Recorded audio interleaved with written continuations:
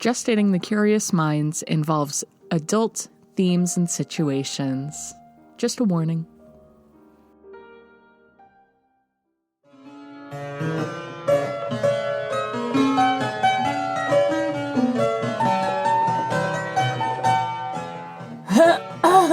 There she is. Welcome to Gestating the Curious Minds, where we froth the milk of the steamy latte that is the written word. We are your entertainers, Glenn and Gertie Nuzzles. Allow us to shine a light on the process of creation for the most splendiferous fiction genre, paranormal smut. Paranormal smut. Though in this story, we haven't really figured out where the smut's going to come in, except that the ghost is going to go down on someone. You haven't read... Oh, I haven't read it yet, no. I was feeling spicy this morning. Were you? Wow. I like that you're the one that's doing all the work on this podcast, because then I get to just have the delight of reading it for the first time. Is there anything we open the show with? I have a segment I've decided that we should do. Oh, what's the segment? The segment's called What Did We Watch and Why Did It Suck? That's succinct. I like it. Thank you. Perfect. No puns necessary here. We are getting right to the point. Yeah. Do you know what we watched today that sucked and why it sucked? Oh, what is it called? 28 Day Paranormal?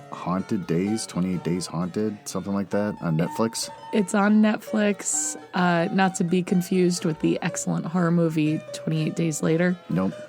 It's more Ed and Lorraine Warren bullshit. Yep. Christian superheroes. Yeah. You said that. Did you get that from somewhere? Because you said that to me once, and I'd like, that is genius. That's exactly what that's all about. Colloquially, all of the Conjuring movies, like the Conjuring universe, they are kind of tongue-in-cheek known as Christian superheroes. Is it really? I have not heard that because about if those you movies. look at the actual stories of these things, the Warrens have nearly nothing to do with them. Or if they do, they make it worse. So these movies really make them look like something completely different from what they actually were. Yeah. I have beef with the Warrens. Well, we learned today that the Warrens, there is an article written about how Ed used to beat Lorraine regularly, and that Ed molested a young girl on one of their cases, and the girl had the same name as their daughter or something. I don't know if that's a thing that's really connected or not, but and then Lorraine's solution for that was to invite this girl to live in an apartment above from them so that for the next 40 years he could continue to molest her. And then the girl came out later. I guess she came out later only because these movies were being made about them. She didn't want to talk about it. It was happened to her at a time where she wasn't going to get any justice anyway, so she was just like, I'm just going to try and put this behind me, which is sad. It's not good. But in the end, she only came out and said anything because these movies are glorifying these two horrible con men. Yeah. And that's all she wanted was just for people to know that they're not good people. So They're not. And Lorraine was in the first Conjuring. Yeah. She's in the one of the front seats. Yeah, Lorraine Warren, alive, was sitting in one of the front seats. So they gave her a cameo and everything. And they focused on their love story in one of them. It's pretty weak. It's horse shit when you watch it, but then when you learn more about the people, it's even more. Well, anyways, that's not the point. Today we watched 28 Haunted Days or whatever it's called, or whatever. So the Warrens had this theory that demonic possessions and hauntings worked in 28-day cycles. For real? Is that actually something they thought? Probably not. That's what this Netflix series is asserting. So they blindfold these paranormal investigators and sensitives. But none of them are related. None of them know each other. Yeah, they're just so paired they're up not randomly. teams. Yeah. And they just dump them at these apparently haunted locations. And then they have to work together. And it's, as you would expect, hokey pandemonium. Yep. It's real bad. Real funny, but real bad. So we couldn't tell if the show was a bunch of just doofuses, and they're all kind of showboating. They all think that this is their chance to finally get their own series or something. So they're all trying to outdo each other with who's getting pinched and slapped by ghosts the most. Yeah. And I was saying, if you were to take anyone from back in the 2000s, like Ghost Adventures and whatever else, they were pretty boring. We have these machines that read like, they do EVPs, we have these things that do electromagnetic whatever, and they just kind of walk around and ask questions, and they're pretty boring. If you would have taken that and stuck it in a home for 28 days, there might be some stuff said or done that was actually like, ooh, kind of spooky. Here, everyone's trying so hard to be like, oh, I got slapped again. I'm the one that got attacked the most. You got it easy, and that sort of thing. Yeah. It was the two in ridiculous. Colorado were literally standing outside at 3 a.m, fighting about who was more of a victim in the situation. But without trying to say it, because they all know.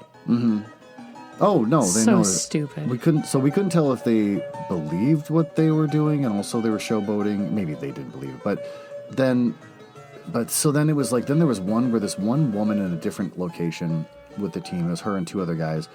She was a medium, so she refused to open herself up too much to the dark evilness in the house.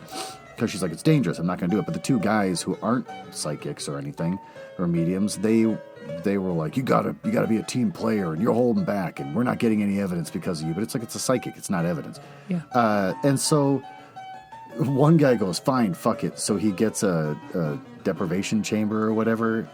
It's a kiddie pool with a tent. Yeah, it's just a tent around with some it. water in it. So he's just laying in the water. There's not enough water to float. He's just laying in a pool of water.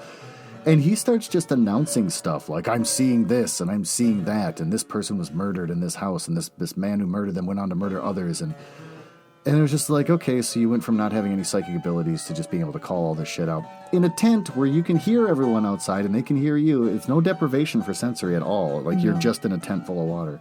So he was just lying, clearly. Yeah.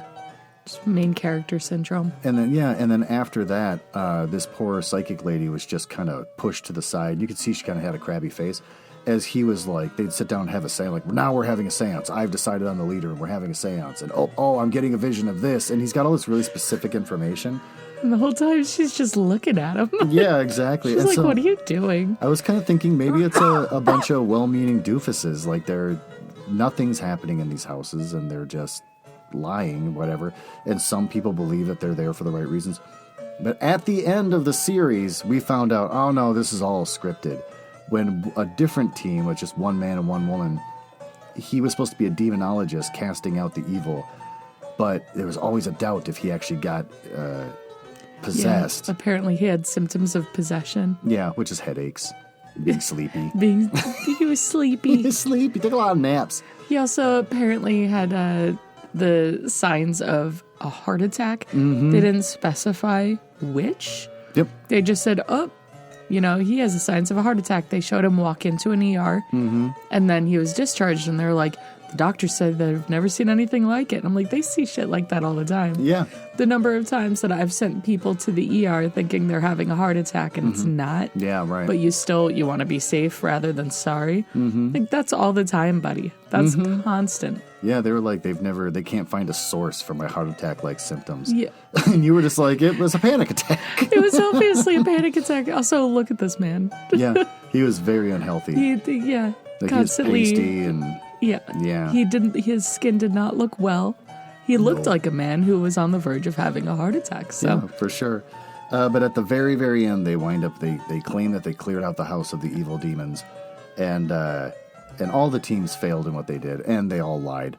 But then these two, they go to the grave of the people that lived in the house, and she's like, well, it's just so powerful being here. I'm so glad we could help them, and we cast the demons out. And then as they're walking away, there's a different camera angle. Cuts to the guy who looks side-eye at the camera and kind of smiles as if he's got possessed. Yeah.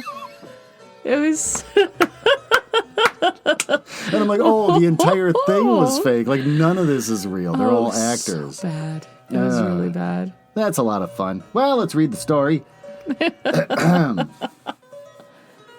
Chapter 2, but we're not calling by chapter names. It's November 29th, 2021. Bethany could feel the sticky bar top beneath her naked back. Oh, you do dive right into this. She inhaled sharply and arched her back, ignoring the fart sound created when her skin separated from the plastic-coated wood. Genius. She couldn't focus on that anyway, not when she was experiencing love nips from the sexiest vampire she had ever seen. Gerard Way from My Chemical Romance, who was, of course, a vampire, was treating her thighs to a delightful sensory experience of mixed pleasure and pain. I want to suck your puss. You used it. You used our earlier conversation in your story. That's amazing. Jerry grumbled. Bethany shivered and made eye contact with the ebony-haired rock star. Just after these messages from our sponsors, do you want to be a reality mogul? Sign up for my exclusive seminar. Bethany peeled her eyes open. Her vintage clock radio had gone off, dragging her from the precipice of sensuality. She smacked her lips, trying to understand why anyone in 2005 wanted to listen to a radio in order to wake up, and then remembered that she was committed to the bit and would not accept any criticism, especially not from herself. Let's go, sleepyhead. We need to start getting ready for the concert tonight. Lucretia was leaning against her doorframe. Lucretia was already dressed in black and lime green bondage, trip pants with zippers down the thighs, and a black fishnet long-sleeve shirt that she had hooked her thumbs through. I need your opinion on whether or not I should put a t-shirt over this. Lucretia's dark brown hair had blue streaks in it and were pulled up into space buns except for her swept bangs, framing her hazel eyes. Bethany stretched and climbed out of bed, turning her attention first to her own image in the mirror. Nice. And then her raven hair was heavily layered and teased from yesterday. She wouldn't have to restyle it. She would, however, need a good deal of eyeliner if she was going to look good enough to leave her apartment. When is Charles supposed to be here to pick us up? Charles was a friend of theirs. He had plenty of family money to buy them tickets to My Chemical Romance concert tonight. He was also a kleptomaniac, which Brittany admired. Maybe tonight she would blossom as the criminal she longed to be. Probably around 5. I want to get a good spot in the pit. Bethany glanced at her twilight clock, where Edward grinned 4 times. That only left her with an hour to get ready! Exclamation point. After a mad rush of hairspray and eyeliner, the women were tumbling into Charles's car and happily on their way to the concert. Charles drove a BMW hearse because he was goth and rich. His glossy midnight hair swept over his face. He was a fan of 2005 as well as Bethany, and soon they were jumping up and down on the main floor of the concert venue. But even though My Chemical Romance was playing their hit song Teenagers, Bethany just couldn't pull out of her funk. You should be spry today with those shoes, Smithy, Charles noted. I've never known you to choose practicality and comfort over aesthetics. What's with the Converse? Bethany pointed her Converse, encased toes toward each other in a very kawaii way. Am I saying it right? Kawaii. Kawaii. I do know what that means. I'm just not sure if I'm saying it right when I see it spelled out. It's all Tom York's fault. He destroyed my Ashes 70 peep-toe iridescent demonias. Lucretia's ears perked up, but she did not say anything. He kicked me out the other day just because I wanted to use the twirling lady as my criminal lair, but he won't let me. Bethany's middle-aged teen angst was kicking up a few notches, and surrounding concertgoers were starting to flee the smell of eggs. Charles pinched his nose. Not only that, Bethany continued, stomping her foot, I tried to steal that tip jar off the merch table, and the lady slapped my hand. I'm humiliated. Charles grinned devilishly and opened one side of his trip bondage blazer. This tip jar, the jar was tucked into a comically large pocket, and Bethany was surprised this is amazing, was surprised she hadn't seen the bulge from the front. She was truly terrible at spotting crime. Don't worry, I'll buy you new demonias. Bethany stopped jumping. Do you know how it feels to want to be the perfect criminal, but you can never be good enough? Lucretia patted her shoulder. Tom is making my life so bad, and that's counting the dead parents. Charles shrugged. I mean, you can always steal something from him, take back some of that power. Steal what? The bar is a trailer, and the menorah is plastic. Lucretia was rolling her eyes. Charles pushed his sable hair from his eyes. I don't know, dude. Steal the whole bar? Bethany and Lucretia froze. Of course, the whole bar. We'll need a team, Bethany murmured excitedly. It's gonna be a heist, like Ocean's 11. Do you guys think I should dye my hair vermilion? Charles was looking at his hair in the reflection of his mirrored sunglasses. For the first time in her life, Bethany truly moshed.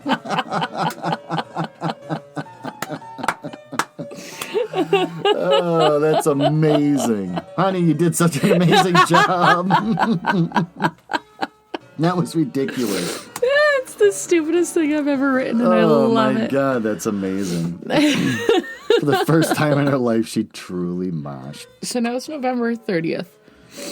So I think what we wanted to do, and I think we have a list around here, because you know how in the Ocean's movies, you'll basically see the whole heist before they're kind of doing it or while they're doing it, but then something always goes wrong. Yeah.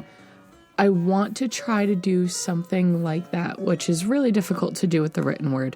You kind of need that visual medium. Because we were going to give everyone kind of their own chapter.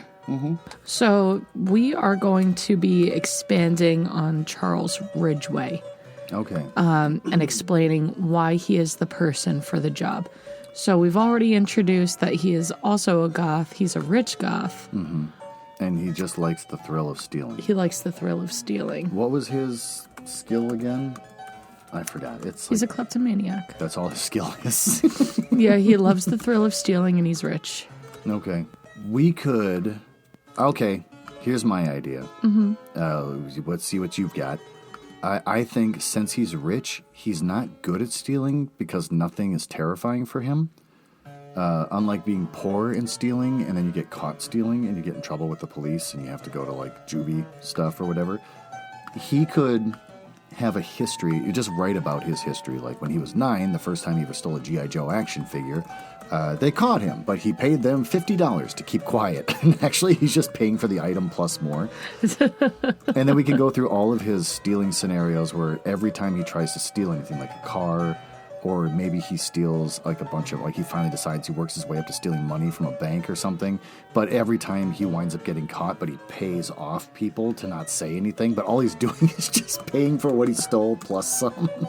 That is hilarious. Okay, so then in this case, he's not useful because, I mean, he could even say... But he has no idea because he thinks he's a master criminal or a master thief, but really he just never gets caught because he keeps paying people. But he thinks he's giving everyone hush money like a mobster. But really he's just paying people to like... It's like, you stole $40 from me. Here's $80. And okay. Oh, okay. Yeah. But so when it comes to Tom York, maybe when they're having their vulnerable moment, or maybe when they finally decide, like, we want to hire you, you're the best thief, you know, in this city or whatever, of, not Forks, what is it called again? What city are they in? I forgot. It's Cutwater. Cutwater. So they can say you're the best thief in Cutwater, and it's like, he's like, I guarantee you if I can get his bar hooked up to a Ford F-150, that thing will be ours for the taking.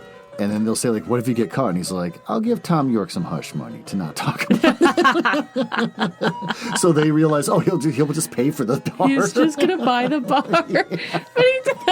No one, or maybe it's better if no one realizes he's just buying the bar. Like, if you get caught, there's no risk. He'll just buy the bar if you get caught.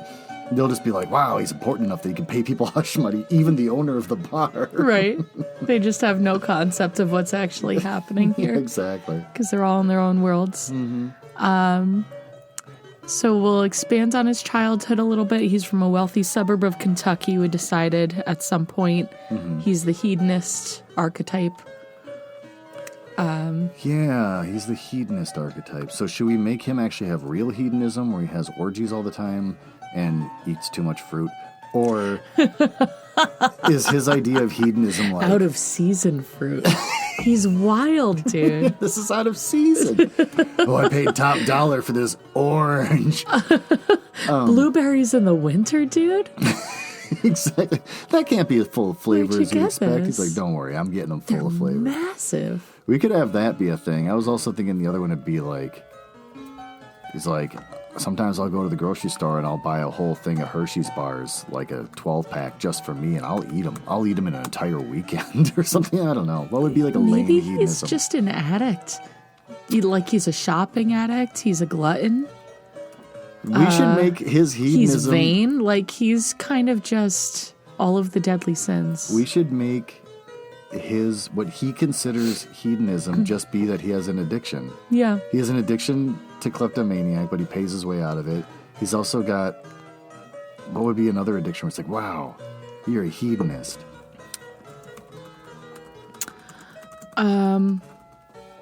Like, maybe he should take them on a shopping adventure. When they formally invite him to be part of the heist, he's like, but we need the perfect outfits. So they go shopping together. And they're just like running through the mall, buying black turtlenecks. And then they go to Auntie Anne's and he eats like too many pretzels. Just a glutton. We could be, okay, we could do that where they're like, wow, you're buying pretzels for all of us? He's like, yeah, we all get to have 4 pretzels. And then they'll be like, you're a hedonist. That's like $40 worth of pretzels. And then, well, he's rich, so money's nothing. But then they can say like, wow, you really take things to the max. And he's like, well, I am a hedonist. I do this usually 2 times a day. Actually, it's like a problem.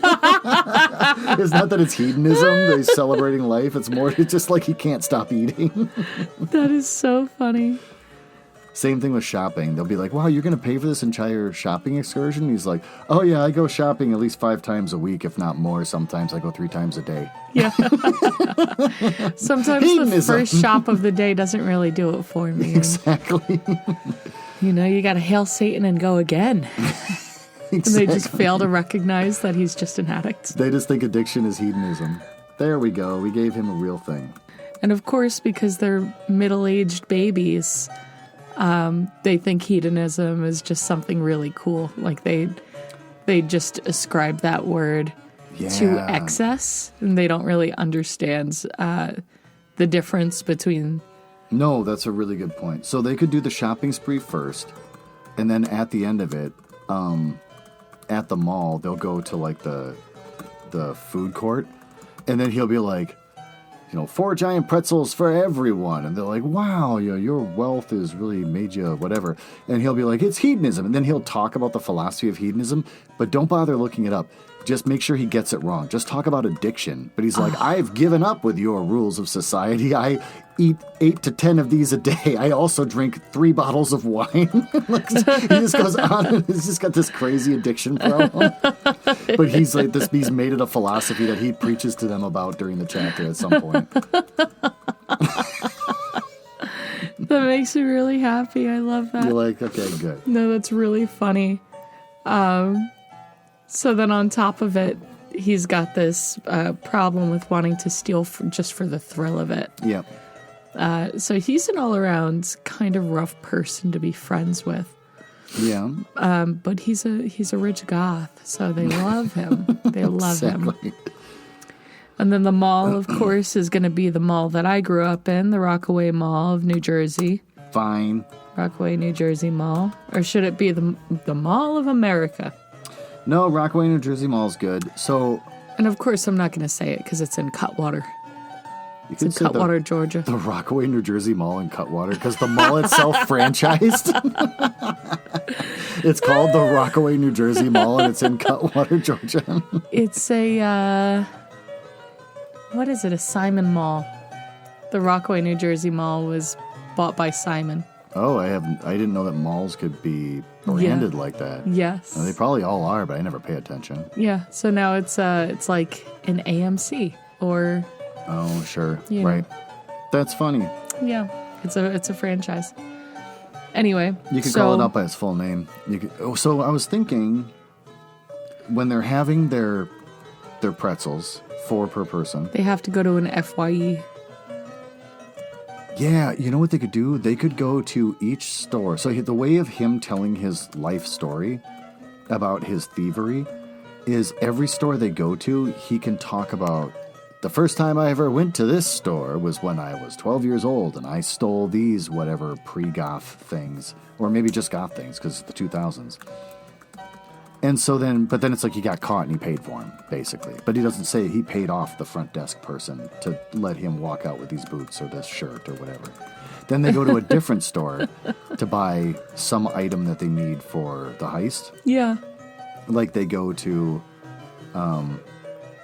I can't think of the name of it. The REI. They go to REI to get backpacks to hold all their grappling hooks and stuff. And he goes, oh, the first time I went to REI, I was 14, and I stole this, like, bicycle rack or something. But, they almost caught me, but I paid off the person to keep silent. You know what I mean? So then he tells the story of his thieving past with every store they go to. So then every store has got to have a purpose with their heist, basically, whether it's like great shoes that are perfect for sneaking and like a jacket so black, even, cameras can't see it or whatever it's going to be from some goth jacket. Like, make sure it doesn't have too many studs on it because we don't want the glisten. Those are reflective. Exactly. And then he can tell a story about what he stole from there. And then by the end of their mall trip, when they're having their 4 pretzels per person, then he can talk about his hedonism and also, like, another thing that I think holds true to the hedonist philosophy, the art of thievery. And then they'll be like, you're hired. And he's like, I'm glad I'm hired. I was the one that came up with the idea of stealing it to begin with. He's like, I already thought I was on your team. I came up with the idea. I bought all this shit. Exactly. I know I bought all the shit for your heist. I thought I was part of it. You weren't going to include me? He's a little hurt. Exactly. Oh, poor Charles. So that makes for a pretty short episode for this show. Is there anything else we can put? We kind of have the chapter written. I know. It's just about him, but Charles isn't worth, like, making, like, a 12-page thing out of, so I don't know what else we can say about him. I think this is going to be kind of a short book. Yeah, for sure. It's kind of to the point. Yeah. We just want to introduce him, how he'd be good for the team, do a little character expansion, some character growth, right? Yep. And then we're going to do that for a couple more characters, and then we're really going to get into the heist. So I can't imagine spending too much more time on poor Charles. But I think this is what we need, because it sets us up to have that vulnerable moment. We know where his weak points are now. The vulnerable moment is maybe, for him, we should almost, like, make these chapters in here and add notes at the top of each chapter. But, like, chapter pages, I mean. The vulnerable moment for him could be when he realizes that he's basically just been paying for the items he claims he stole. So it would be a situation where it's like during their vulnerable moment in the vent or wherever they are, where it's almost like Breakfast Club, that they would say, like, I wonder if instead of paying people off, you were just paying for the item when they caught you. And then he's like, oh God. Like, it suddenly hits him like, I'm not a master thief after all. So everyone's vulnerable by the time they leave the ice locker or the vent or wherever they are where they have this Breakfast Club thing. No, I think that's it, really. Mateo's going to be tough. What are we going to say about Mateo in the next chapter? I don't know, because we've already fleshed him out. We know his history. Unless him telling his backstory is just lies every time. No, I like him lying every time. I think that's really funny. He could be the one kind of calling people out because he's a little bit of a bully. Yeah. Right. So he could be the cause of the tense moment, and then they find a way to pull it together anyway, and then there's the final boss fight. You have that Mateo goes down on someone in Chapter 6, their vulnerable moments. We're not writing this, obviously, right now, but so he's bullying people. Maybe Mateo's the one that calls out, like, you just paid for everything. Like, you were caught and you paid for it. You didn't give anyone hush money. And then, like, for Lucretia, whatever we wind up saying with her, that's like she's not really skilled the way she says she is, he calls out her. And then maybe he calls out Bethany for, like, you don't even really have any skills. Why? Just because you want the place, why are you the ringleader?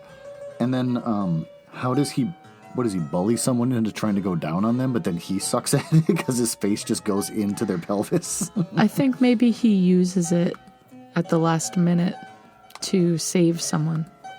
Go down on them to save them? Yeah. Like, they open up the vent and they see these two people and they're like, it's just two teens having, like a ghost and a teen having sex. I love that idea. That's pretty good. I feel like it's the best use of that time. Well, all right, fine. Sounds like we got our episode done. Shortest episode in the world. But we are the world of podcasting's first married team. So That's probably true, and I won't bother to do any kind of research. I think people probably claim it, but they're not actually married. Because people who are married don't like each other enough to spend time like that together. So They don't. We're the only people who experience real love. it's true. I feel bad for other people that they're not as in love with each other as we are. It's got to be exhausting. I know, to like go through those motions, and they watch people like us and like, they did a fun trip to the park. We should do it too. That's what people like. I feel bad because there's a lot of weight to carry on our shoulders to inspire others to love. But It is, but as the love superheroes, it's something that we're driven to do. love superheroes. Yeah. Wow. They should be making movies about us just holding hands and solving crimes. They will someday. You'll be dead by then. Maybe you'll get a cameo in it. I think I will. I'll be old and grizzled, sitting in a chair. Then someone will come out and write on Reddit, like, those two were assholes. Nothing as horrible as Ed and Lorraine Warren, but he'd be like, I heard he masturbated a lot. That guy had issues. They thought they were really funny, and they were not funny. Not exactly. To see this movie glorifying them is really kind of gross, because anyone who's spent any amount of time with them knows that they were late to everything. They were late to... Are we late to everything? You're late to everything, and I'm married to you, so now we're late to everything. Am I late to everything? I don't think I am. Yeah, you're late to everything. Give me an example of that. You're... of being late to everything. Don't say our wedding. I was on time for that. When we were going to get piercings, and I was like, we're 15 minutes late now. Yeah. You're like, everyone's 15 minutes late for everything. And I'm like, no, they're not. all the time.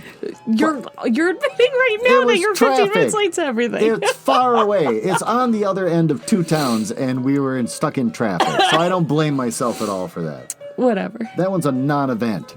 Pick something else. What's another example? He was late to everything, and she farted all the time. All the time, and she never stopped complaining. They were insufferable to be around. But there will be this glistening... I complain all the time. But there will be this glistening movie in which we will have the best love. Well, all right, fine. So, Podcasting's First Married Couple has just finished another episode, and we're going to write, or you're going to write this out. I love that I get to sit back and just enjoy the ride on this season. I'll have to do the next season. That would be fun if you want to. I like the way you write. We'll have to pick something that's specific to being a middle-aged man. It all depends on what we roll, baby. This is the luck of the roll, dude. Someone who's trying to have a sex life, but instead of turning into a werewolf, he's just a guy that takes a lot of naps and he's tired all the time. That's something I could certainly write. Yeah, lots of naps, lots of Imodium. It's true. I didn't know the world had to learn about my butt problems. I get that. There's no way you haven't talked about your butt problems. I don't think I talk that much about the diarrhea. Your whole first book is about your diarrhea. Nobody in the podcasting world knows about my first book and all the diarrhea I have. It's called No One Expects the Tiny Man. I think you can still find it online. I don't know if you can. I think that thing disappeared. But it's all about Glenn's love of feet. I don't have a love of feet. And his extensive diarrhea. The evil person that's the bad guy uses their feet to control other people. I hate feet. The feet are the bad guy. Plus, it gives you diarrhea. Then why is our thing a foot holding a quill pen? Because that's our joke. I made you love feet. I hate feet. All right, fine. We're going. You Bye. love feet. See you next week or whenever we do one of these. I hate feet. Fuck off. We're going to be podcasting's first freshly divorced couple. I will burn your house down. Okay, well, with that, thanks for listening. We'll be back in a week or two.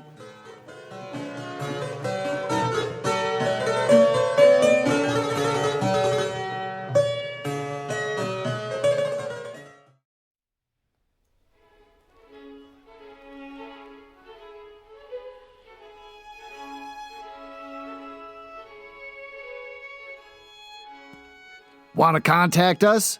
Don't. This isn't about you. But if you have to, my email is glenn.nuzzles, Nuzzles, @gmail.com. You can also find us on Twitter, @HouseNuzzle. But don't bother us, because we're too busy working.